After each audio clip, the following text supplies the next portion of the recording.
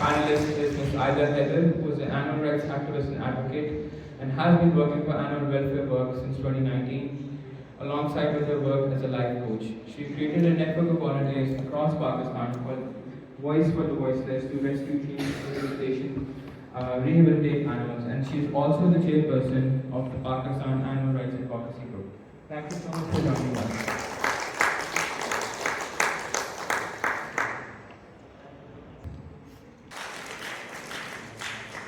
Just introduce yourself and. Assalamu alaikum. Iyyaka na'budu wa iyyaka nasta'in. So my name is Ayeza Haider, and I've been working as an animal rights activist for the past 5 years of my life.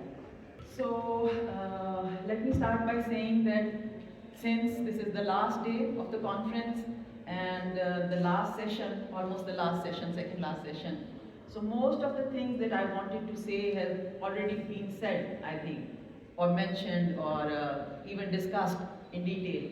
So I won't be wasting a lot of your time. And so we have been working for the past 5 years for a lot of animals, like street animals or working animals, or like birds, and even those animals that are not even considered as animals, like the wild boar and the crows, because the wildlife department thinks that they are not even animals, they are pests and they should be eliminated.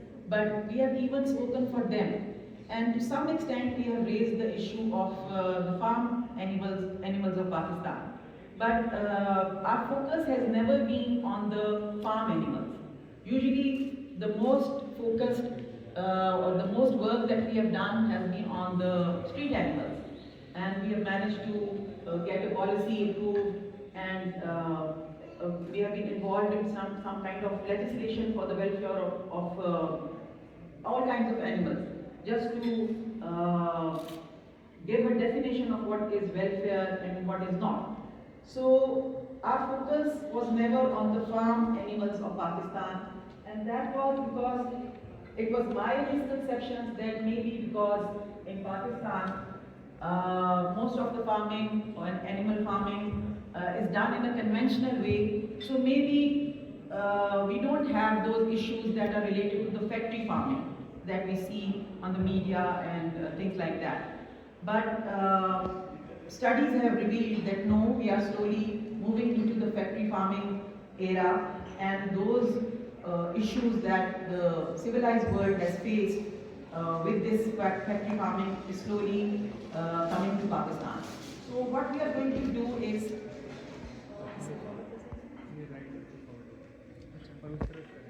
sit down and discuss the issues that we are facing, and then find some solutions for that.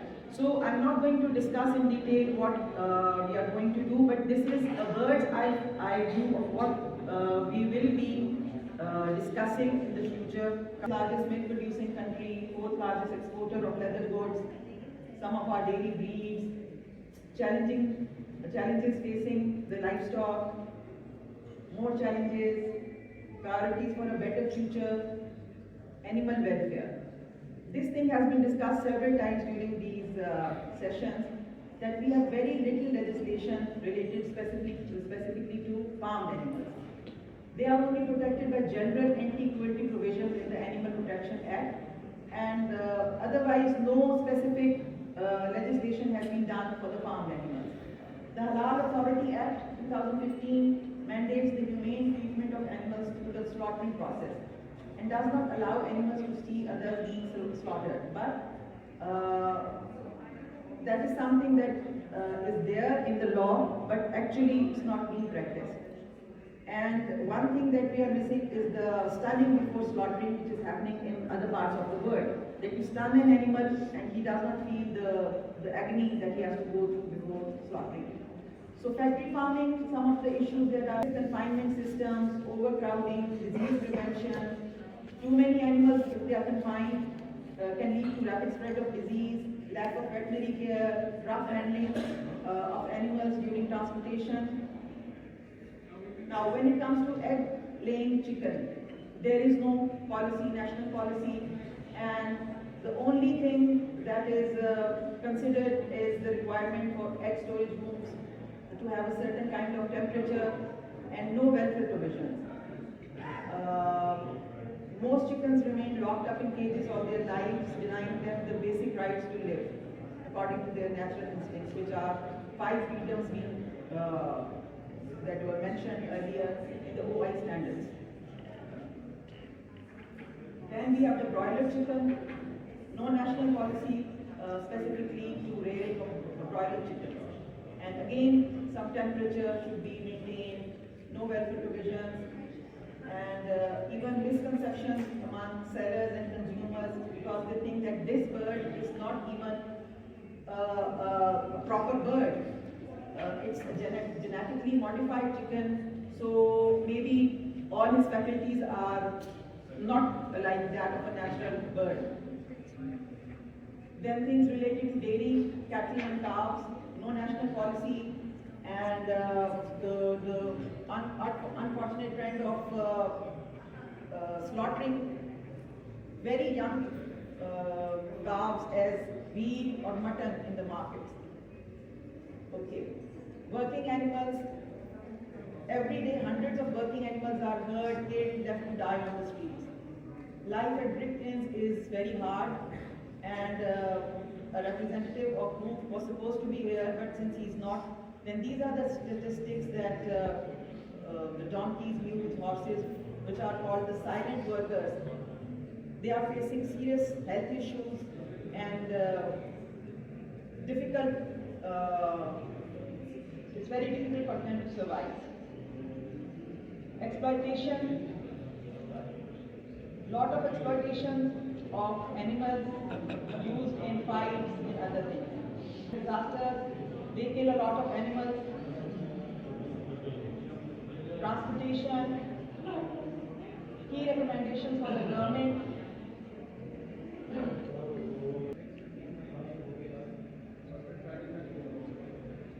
Legislation and policy, grassroots activism, research, education, plant-based advocacy.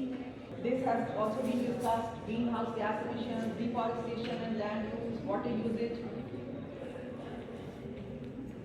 everything. So, plant-based alternatives, like Romana was saying earlier, that in Pakistan we don't have too many alternatives, but in the West now they have Beyond Meat and things like that, which are more resembling the meat and giving more options to vegetarians and vegans. So these are the things that have already been discussed several times in these past 2 days. So I'm not going to elaborate on that. What I want to elaborate is some food for thought. One thing is that I've been hearing in my circles for a very long time, and that is whether eating meat is a cruelty or not. So this thing has been discussed again and again, and it's a very sensitive topic. So I just want to give my point of view as an animal rights activist, plus as a student of Quran. Because like they introduced me earlier, I'm a life coach. And as a life coach, it is my specialty that I take my guidance from the Holy Quran and of my guidance. So when, as a faith-based community, predominantly a Muslim community, we have to check ourselves when we say that we are vegetarians, we love animals, we have a lot of compassion, and we think that eating meat is a cruelty. Because when we are saying this, that eating meat is a cruelty, we find that it is allowed by Allah Ta'ala in the Holy Quran. So if you say that eating meat is a cruelty, this means that indirectly you are saying that because Allah Ta'ala gave this permission to eat meat, so He is also cruel. He has given this permission and allowed this cruelty to happen. So as a Muslim, I cannot take this point of view because that means I can lose my faith. And when we start the Holy Quran, the first thing that we read is Bismillahir Rahmanir Rahim. It means that I am starting in the name of Allah, who is the most merciful, the most kind. So we cannot associate any kind of negative thing with our Creator. So first we have to accept that no, eating meat is and cannot be called a cruelty.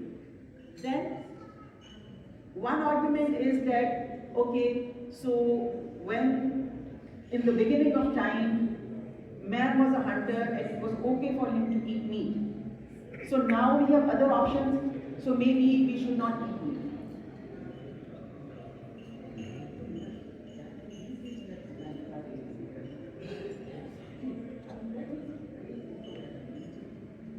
So,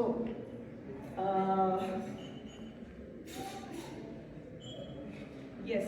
So, I want to point out that in the Quran, we see that when it was being revealed, people knew how to do fishing. They had several plants mentioned in the Quran. There are several fruits that are mentioned in the Quran. And still, Allah Ta'ala allowed us to have meat. So having said that, nowhere in the Quran does it encourages us to eat meat. It is an option for us that yes, at some point in time, if we want to have meat, then these are the few animals that are allowed and are halal. So Allah Ta'ala does not want us to eat meat, He has just allowed us to have meat. Then, what we can do is, and it's been a pleasure listening to my fellow speakers, and I've met several new friends, and it's been a pleasure. And I understand where they come from when they stress the need for moving towards a healthier lifestyle, moving towards a plant-based diet, and giving other options. So this can be accepted. This is acceptable. If we do it for our planet, if we know that the consumption of too much meat, the demand of too much meat is producing climate change, is contributing towards climate change, then we can take this stance. We can change our lifestyle because of the climate change. Or we can switch towards a healthier lifestyle where we can minimize the damages that too much consumption of meat can do to our body.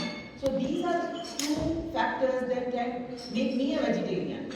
Not a vegan, because being vegan is kind of even more stricter version of being a vegetarian. So if I want to become a vegetarian, then these two options are more appealing to me as a Muslim than the thing that since I have compassion for animals, I am not going to eat them, because this indirectly raises a lot of questions.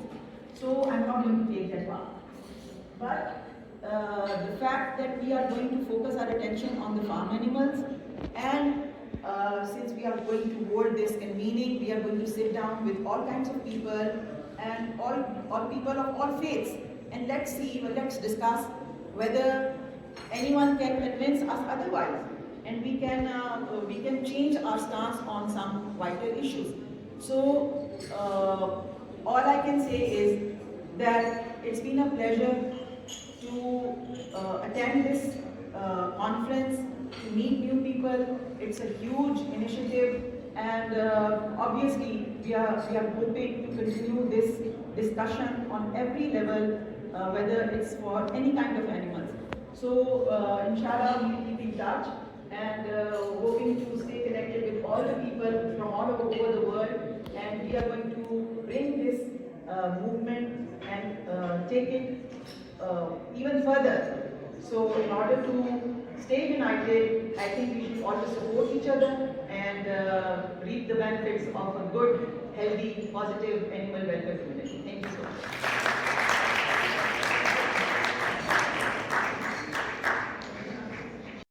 अच्छा ऐसे है कि इस पे हमने बहुत काम किया पिछले 5 साल में ना, और अभी आपने प्रेजेंटेशन देखी होगी इस तरह की जो NGOs हैं, टॉट वेलफेयर सोसाइटी आपके आगे बैठी हुई है, CDRS की रिप्रेजेंटेटिव है डॉक्टर कुरतुल है। इनका ये है कि इन्होंने फर्स्ट एम्बुलेंस सर्विस पाकिस्तान की इन्होंने लॉन्च की है, जिसमें ये जो आप कह रहे हैं ना जख्मी जानवर कहीं पे भी अगर रिपोर्ट होता है तो इनका स्टाफ, इनके डॉक्टर्स जाते हैं, उसको रेस्क्यू करके लाते हैं अपने शेल्टर में, और ये पूरी एक सर्विस है ऑल ओवर पाकिस्तान, बहुत सारे शहरों में। ये अपना खुद भी बताएंगे, ये सबसे पुराने हैं टॉट वेलफेयर सोसाइटी, और इसी जज्बे से काम कर रहे हैं कि देखिए मेरे पास बहुत सारे पेट्स हैं, तो मेरा पेट बीमार होगा, मैं उसको जाके रिस्पॉन्सिबिलिटी के साथ बेड के पास ले जाऊंगी, उसका इलाज मुआवजा होगा और जो भी होना है। जो सड़क का जानवर है स्पेशली, उसका कोई ओनर नहीं होता। तो अगर आप एक जख्मी बीमार जानवर देखते हैं और आप कहते हैं कि मेरा घर से लगता है और आप उसको इग्नोर करके आगे चले जाते हैं, तो आपकी थोड़ी सी इंसानियत मर जाती है। आप उस चीज़ को इग्नोर नहीं कर सकते। जो भी सेंसिटिव बंदा होगा ना, वो रुकेगा कि मैंने इसका कुछ ना कुछ करना है, किसी को फ़ोन करूँ या उठा के ले जाऊँ। तो हमने माशरे में वो कंपैशन पैदा करना है कि अगर आपको कोई सड़क का जानवर जो ओनरलेस है नज़र आता है, तो आप उसको इग्नोर ना करें। आपके दिल में कुछ हो कि यार ये इसको मेरी हेल्प की ज़रूरत है। ऐसे बहुत सारे इदारे काम कर रहे हैं पाकिस्तान में। ये चेंज है, पहले नहीं था।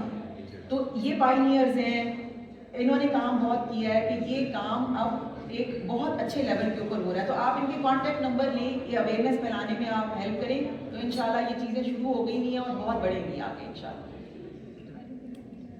Okay.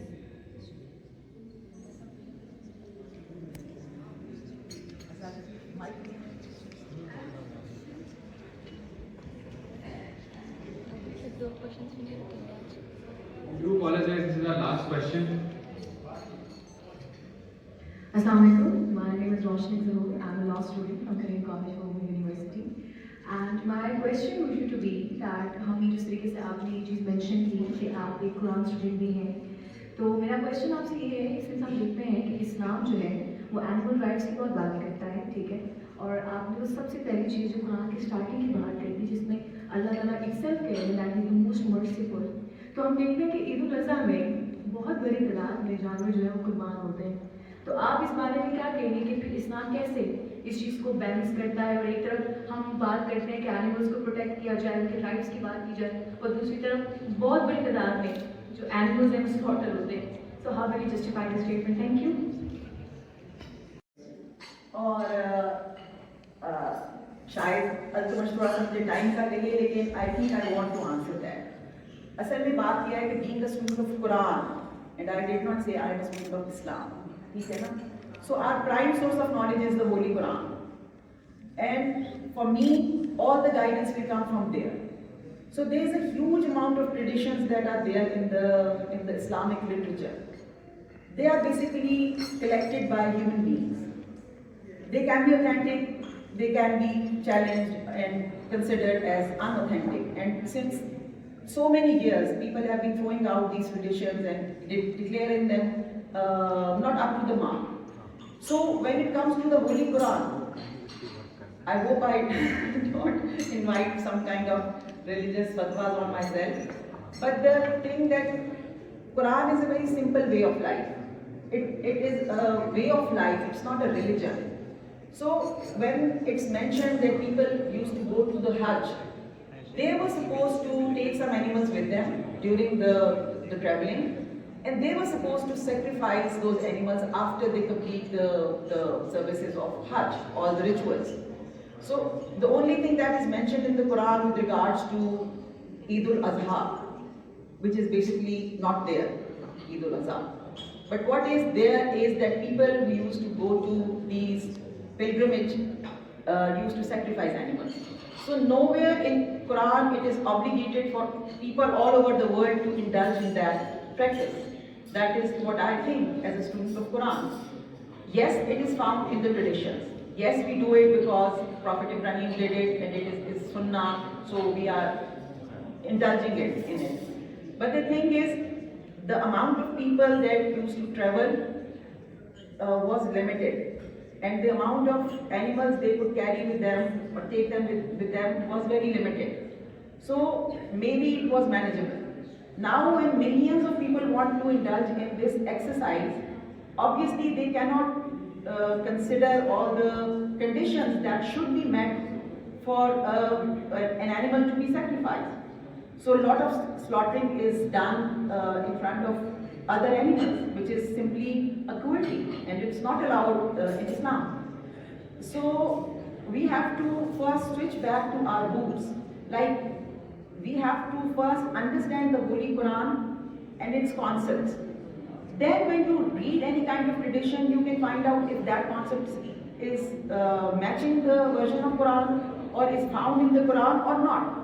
So this is something that I've been doing for a lot of since many years. I've even written a book called Winds of Change, and I've addressed the misconceptions that are there in the Muslim youth, especially. So my take is that it's not an obligation for all Muslims all over the world to indulge in this. But if you do it out of the love of the Prophet or following the Sunnah, then you should at least maintain some kind of level that can be done before you sacrifice that animal. You cannot have 5 or 6 animals and then sacrifice all of them one after the other, while the other animal can feel the pain of the one animal that went before him. So this is my take on it.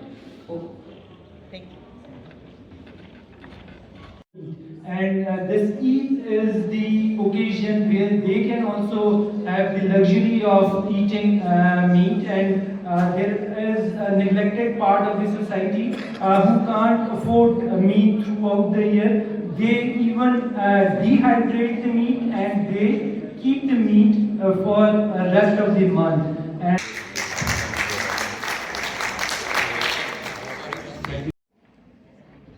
okay, I'll take care. Ma'am, will you stand? Thank you.